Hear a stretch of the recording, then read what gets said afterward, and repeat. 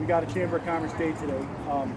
For those of you who don't know me, and there's not too many here, Dan Clary, I'm the chairman of the Historic Preservation Commission. This is Katie Como, she's from Barrow Architecture.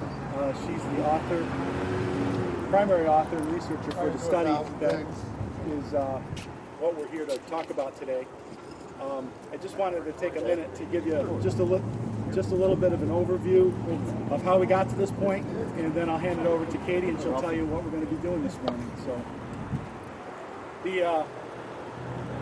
can we just turn this way? I'm looking right into the sun here.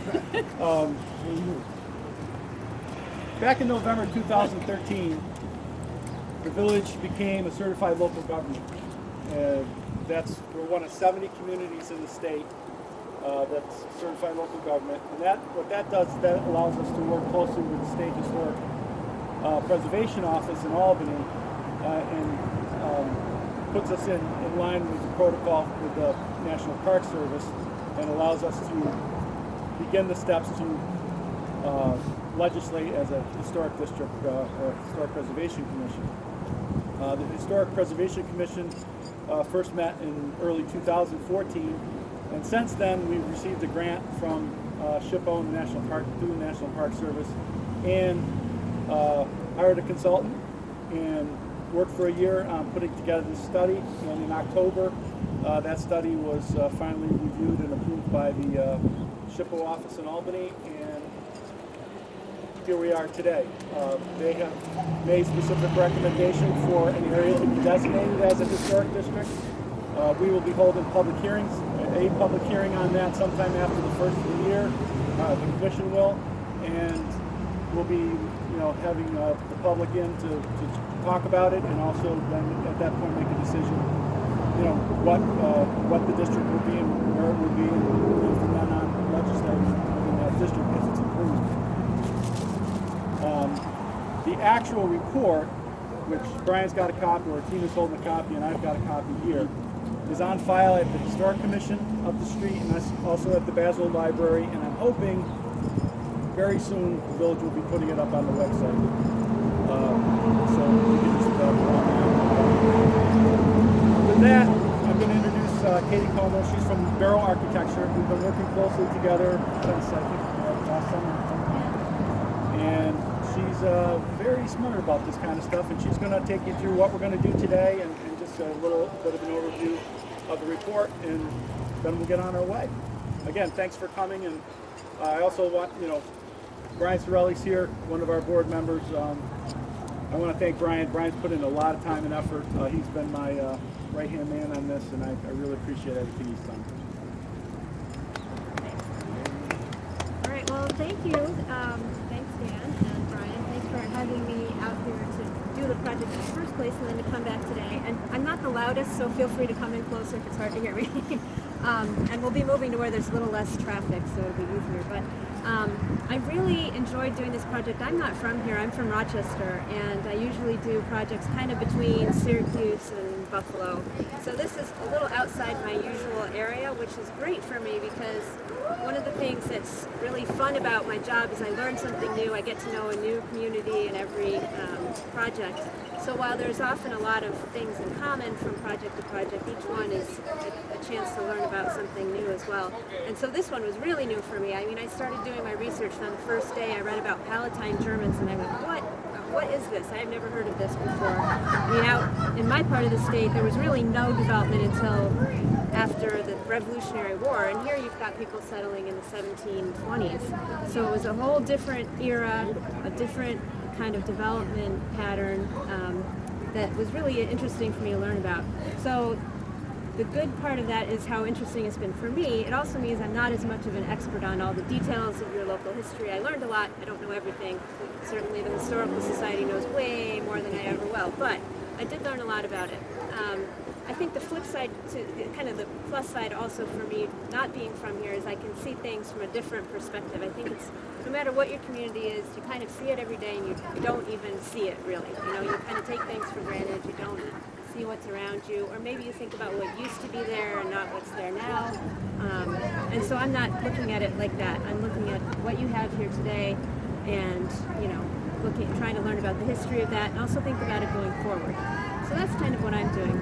So what we'll do is go from here up to where the courthouse, that kind of area, look at practically all the buildings. I have something to say about most of them, but not a ton. So we'll kind of look at that, look at architectural styles, a little bit about the history, and take it from there. Yeah, and if you have, Katie will talk about each building, and if you have questions, ask questions.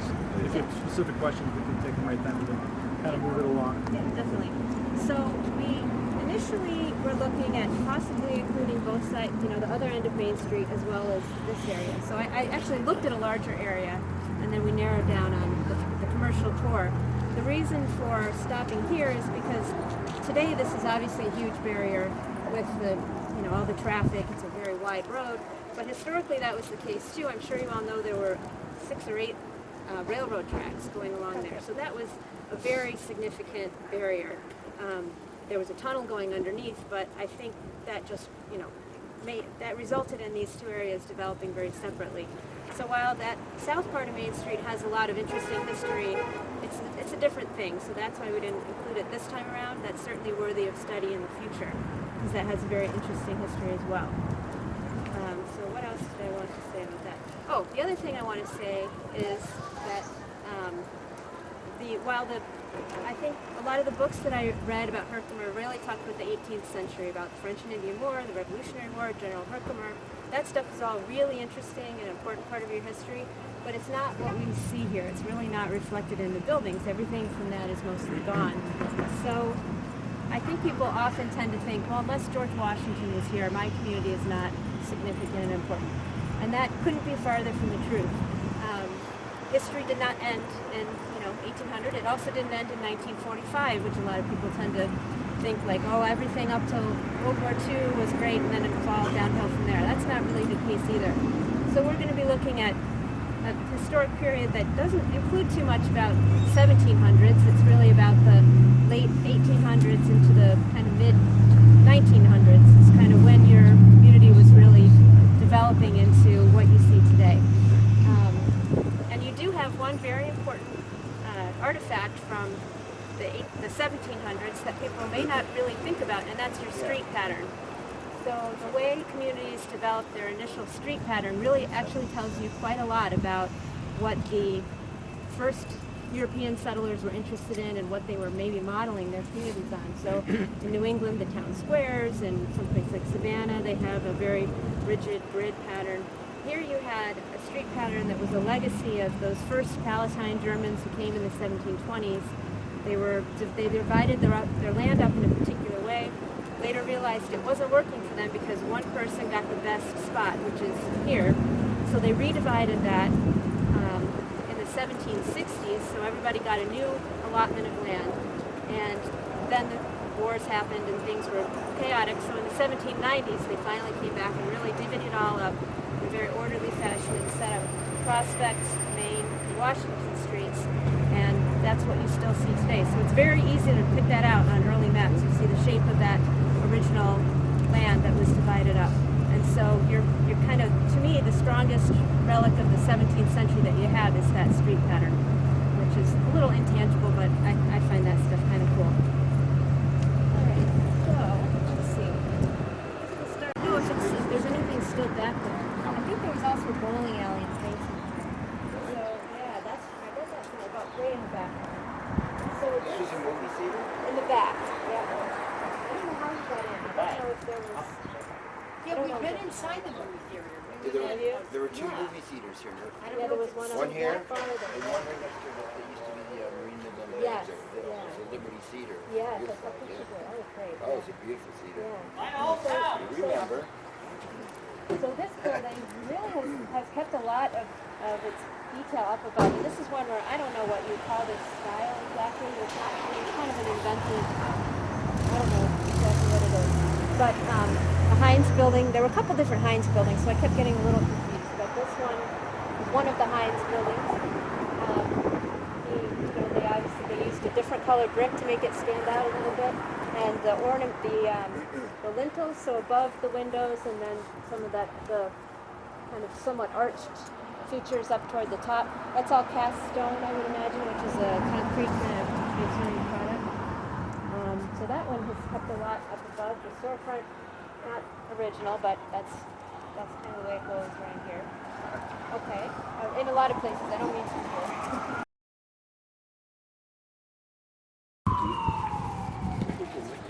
Yeah, so this one, in terms of styles, this one is a little easier to name. It's Italianate style, which was based very loosely on kind of Italian villa architecture. And some features of that are the windows, which are slightly arched, not real round, but a little bit arched. And then that cornice up at the very top, that's great. That's what you're looking for a lot of these older buildings. And that's metal, which is why it's held up pretty well. Yep. Unfortunately, they've kind of closed in the window openings, but that's reversible. That can be changed. And while this isn't the original storefront, this is probably a fairly old storefront because you see the, I'm not sure if that's marble or what exactly that is. The bulkheads are, and you've got the tile, which is very common. And then up in here, the stained glass ornament is one of my favorite things about this. And you have to kind of come right up underneath and see. Oh yeah. Yeah, I think that's a pretty neat feature. This is so cool. Yeah, this is one of my favorite things. Oh, you have to kind of back up to this.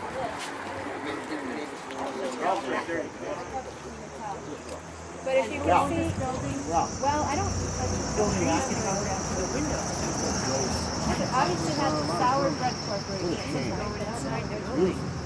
So look at the very top of that. Now there's that white fan that goes across, and then it starts again. But it never continued. And look, it's a weird. I don't know why they did that. There was not a there was not no have another part that continued. So this little building here, I don't know very much about, but I suspect it might be what we call a spite building. So a spite building is built to annoy your neighbor.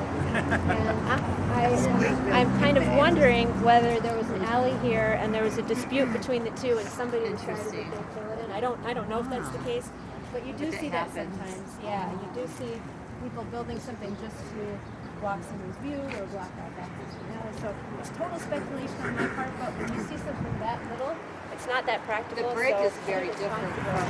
Yeah. It's very simple. It's basic stuff. Yeah. So I don't really know. I may be totally slandering the core owners of 135 100 years ago, but I'm wondering if there's a story behind that I wasn't able to find out. From the red brick building to the left, where the bank is, that's where the fire was. So this was built after the fire, and actually one of the things I read about it was, the surrounding communities were very impressed with how quickly Herkimer came back from the fire, because it had taken out their major department store, the Masonic Temple, the newspaper office, a lot of things were right in this corner. This was kind of the hub. So, but they rebuilt very quickly. So that was rebuilt right away. Palace Theater, I think, came up right away as well. The bank was a few years later, and then some of the buildings on Green Street as well. But they really, had a very quick recovery from the fire. So the building that you see directly across there, and then this one behind me, were both by the same architect. You can see a strong similarity. This is what I would just sort of call early 20th century commercial style. They're not really looking at any specific historic precedent. They're very practical, making it look very nice, good proportions, but not a lot of, fancy detail or anything like that. But you see a lot of buildings like this, in just about any downtowns in that period, because that's what they were doing. So the theater was where the parking lot is now? Yeah. Oh, yeah. And I guess it's quite something. I've heard about kids lining up to see the matinees. And, I think it was the Star Theater. Yeah. That's what it was called. Yeah. Huh? Oh yeah. I don't know how long ago that came down. A while ago. Oh, quite a while. Yeah. Jesus.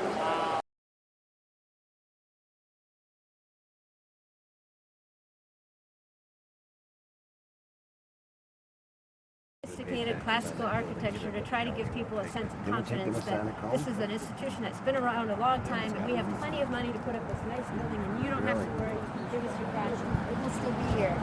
So that's why you see so many banks. A big percentage of banks have this Greek revival type Yes. of structure. Yes, and that's why. Yep. The same reason. That's what Of course, yep. 9 years later, everybody lost all their money. And then everybody lost their money. Yeah, exactly. So their confidence was in the architecture.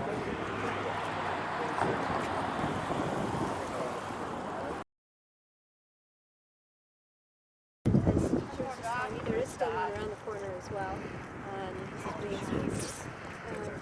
So this was the Robert Earl House, and I didn't brush up too much on my facts except to remember that they gave it to the village to be a library. So it was a library for a while. Then I guess it was an office building. Now it's apartments. So this is an Italianate style house. That's the style that's based on the Italian villa. And it had a larger porch originally. It had a porch all the way across the front. But when you see those, the hoods over the windows, with that beautiful, that's another example, kind of cut out ornament, very delicate. That's something that you couldn't do until you had the right kind of tools and things. And then that cornice is just remarkable. It has all the details of the brackets. That shape in the middle, which I wish I had a name for that shape, how it goes up like that.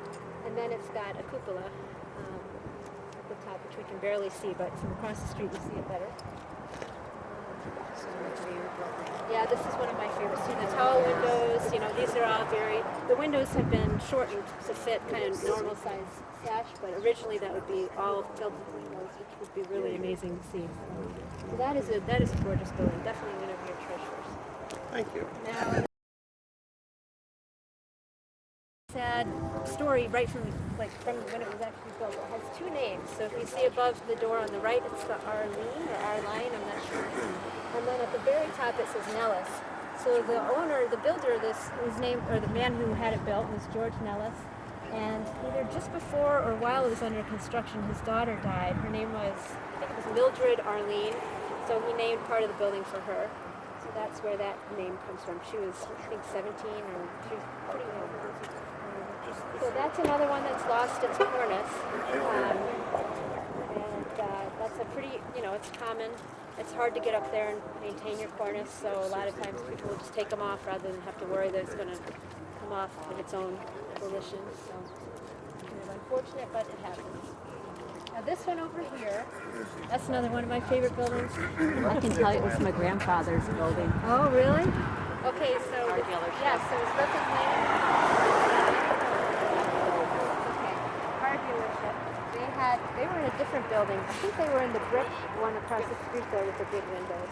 But then they built this, and so this kind of shows how the cars started to influence our historic district. As you needed to have places to sell them, you had to have filling stations for them. So they put a lot of thought into making this a really interesting building. I don't exactly know what they were after stylistically, but it's sort of a little Mediterranean, a little bit of different things going on there. And you see that sometimes because this was a totally new building type. So in the 1930s, there's no real precedent for an accepted style. The way for banks you do Greek revival. Well, what's the correct style for a new building type that has never existed before? So you see a lot of interesting gas stations and car dealerships from the 20s and 30s as people were trying to figure out, well, should they be classical? Should they be totally modern? This one went in a little bit unusual direction that I think is really, really neat.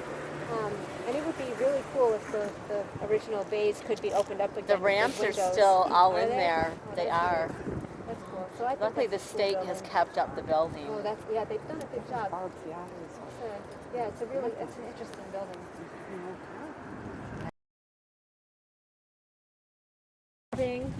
With the silver front that used to be W.T. Grant.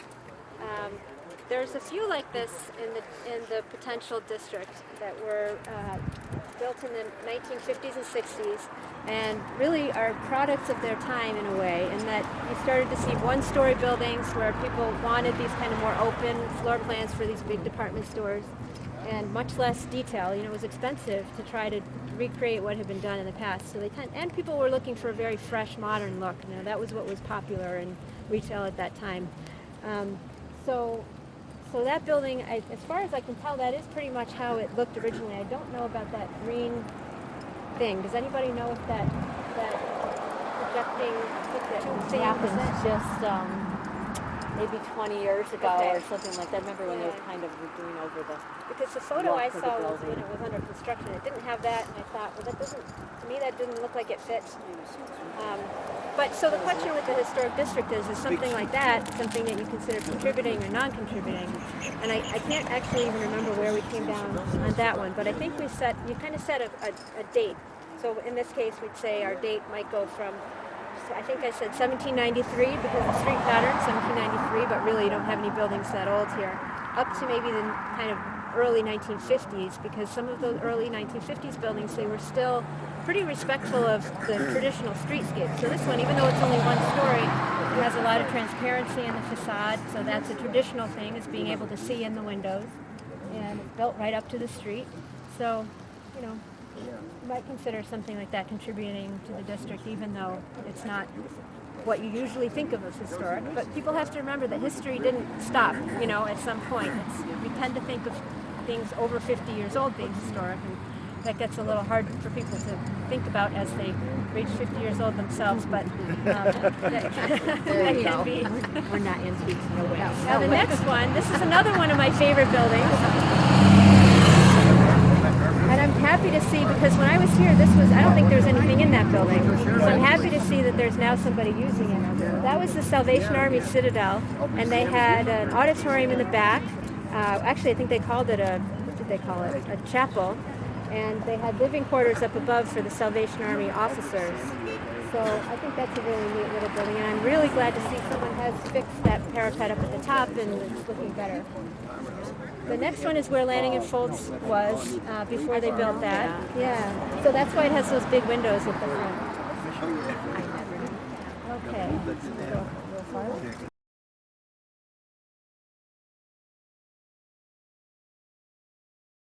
The General Herkimer Hotel, but I'm going to talk about the next one, Advanced Technologies. I've said a couple times that something was one of my favorite buildings. This is my favorite building in your potential historic district, because this is an older building from, I think, the 1880s that some very creative owner in the 1930s put this new facade on. And this happened at a couple places. I haven't been pointing it out, but there are a couple places where there was an older building and it was a little bit back from the street, and someone put on a new front. And in this case, they did, I think, just such a great job. It's very different, obviously, from what you would have seen before, but it's very reminiscent of its time. So the 1930s streamlined modern would be what you call that style, with a lot of metal, very modern looking, kind of based on maybe a ship or an airplane, kind of in a very remote way, but that kind of look, that kind of excitement about new technology and new materials. And it's at least above the storefront. I'm not sure how much of the storefront dates to that. I think at least that shape. But at least above the storefront, it's entirely intact to the 1930s. And it's really rare that something like that survives. It was done in a lot of places. I don't know if it's ever done quite like that. I've never seen one quite like this before. But usually that type of thing did not survive because it started to look sort of dated. But you know, I hope that we can look at that now and say that even though this doesn't have the fancy cornice and the arched windows and some of the features that we expect to see in a historic building, it's historic in its own way and has a lot of value. And it's very rare that it survives. So that's my actual favorite building in your historic district. What they actually use is aluminum, tin, It's aluminum, or is it yeah. aluminum? Yep. It's different. A set of buildings. This is a really strong group right here. The first one, right behind me, the brick with the white and the coins there, that is the Hem Street block, but originally that was the Fox block, which was built in the 1880s and had an opera house. So an opera house, and I think we mentioned another one, but opera house sounds kind of fancy for a small town, but they were pretty common. Back in the 1870s and 1880s, there were, there's the railroad, and in each place they would do their performances, and it would be could be any kind of things, or vaudeville or opera or lots of different things, but they were always called an opera house because it sounded very classy, and you have all kinds of things there. That was on the 3rd floor. And then in 1911, Dr. Hemstreet bought the building and decided to put on a new front. So it was set back a little farther. You just put this new front right on it and changed the opera house into offices or apartments, I can't remember. So he redid all of this. So this is the 1911 appearance of this building. The next one, the Metzler, is another favorite. And that used to have larger windows that better filled those arched openings. So that would be neat to kind of bring that back. But other than that, it looks pretty much as it did. And that entrance was recently uncovered, as you reminded me. Then the next one after that, the Van Kirk, that was built as an apartment building. And at that time, so this was around, I think that was around 1900 or 1906, apartment living was kind of a classy, novel, urbane kind of a thing. So you'd see a lot of young couples. You know, in the newspaper it would say the young couple will be making their home at the Van Kirk Apartments, or elderly couples who didn't want to have a big house. This would be a nice place for them to live. And this is, I think, the only example of Romanesque architecture right on Main Street. So the Romanesque is that very heavy arch with the stonework that's very bulky, and the kind of the round arches, as opposed to a pointed arch would be Gothic, or a little bit shallower arch would maybe be Italianate, but these perfectly round arches are a feature of the Romanesque style. And then you see the metal cornice there too. That's a little more classical looking. So this group of buildings really is quite a strong grouping. Frankie, how long has your storefront been in the family with you guys? Weiser Street?